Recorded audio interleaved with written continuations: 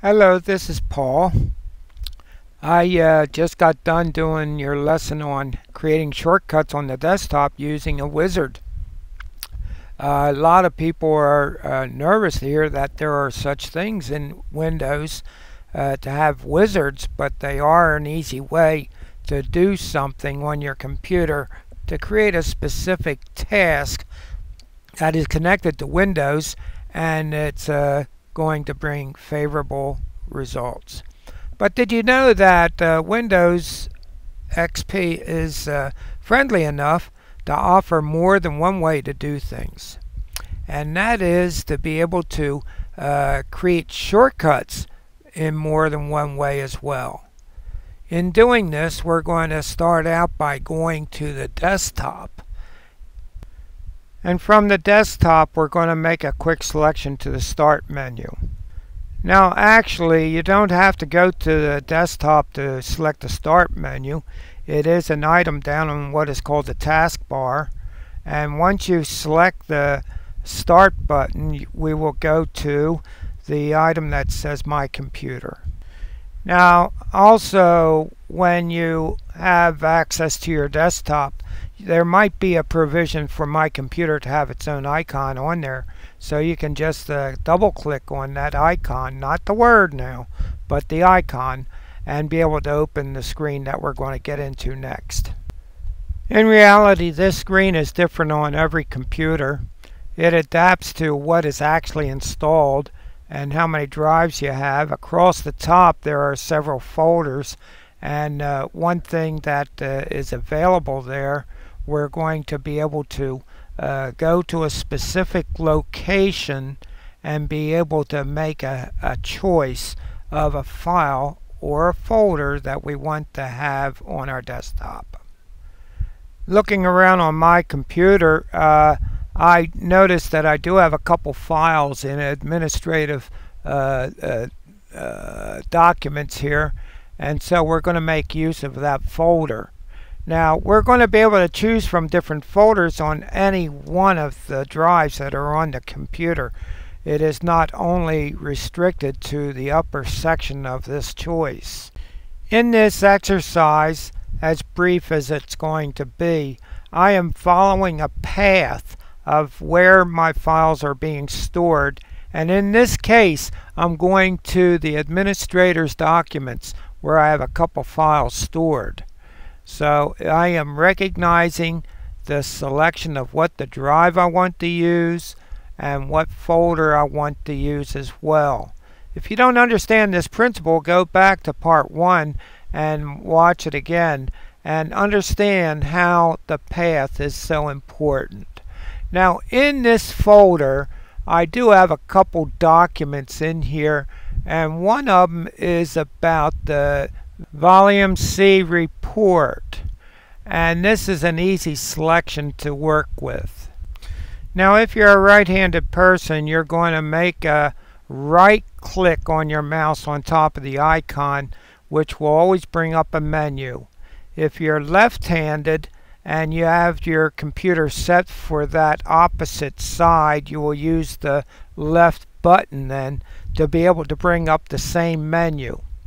Now you will take the mouse and hold it over the selection labeled Send To, and a sub-menu will come up to be able to make a selection from a larger list. Now my selections on here will reflect the different drives I've installed on my computer. It also goes to the mapped network drives that I have created. But what our main interest is the second from the top concerning desktop, create a shortcut. When making this selection, the menus will disappear and it will seem like nothing happened. But if you go to the desktop, you'll notice that the shortcut is created. Now take notice that there is the familiar arrow at the left corner of the icon signifying that it is a shortcut, and the name is filled in automatically from your file or folder, whatever the case may be, as it is automatically put in. However, take notice the first two words is shortcut to. Now we already know it's a shortcut because of the appearance of the icon. So in order to have everything on display very easily, we can change the name a little bit to make it fit. Now to do this, I'm going to move my mouse on top of the words this time, and with a casual click, it might even take a second time, but very casual, it will highlight these words and be able to change the name from on top of the desktop. I have made a very slight change of the title of my shortcut by removing those two words and have it simply Volume C Report. When you click out of that into an empty area of your desktop, that change will be saved.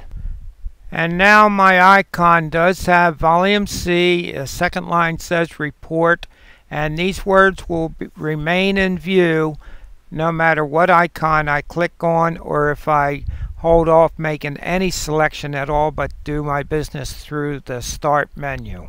So this reinforces what I said at the very beginning, that creating shortcuts can apply to programs, folders, or files on your hard drive, no matter what hard drive it may be. However, when you are sharing files from one computer to the other and you disconnect a drive, you need to go in and reinstitute it as a shared drive a second time. So there is a simple setting. And if you have a shortcut on another computer that is has a shortcut to get to a specific folder on the other computer, you will be able to have it activated once it's restored as a shared drive. So there you have it. You have two different ways of creating shortcuts on your desktop, and it means that you're going to have quick reference to those areas of where you're doing major work.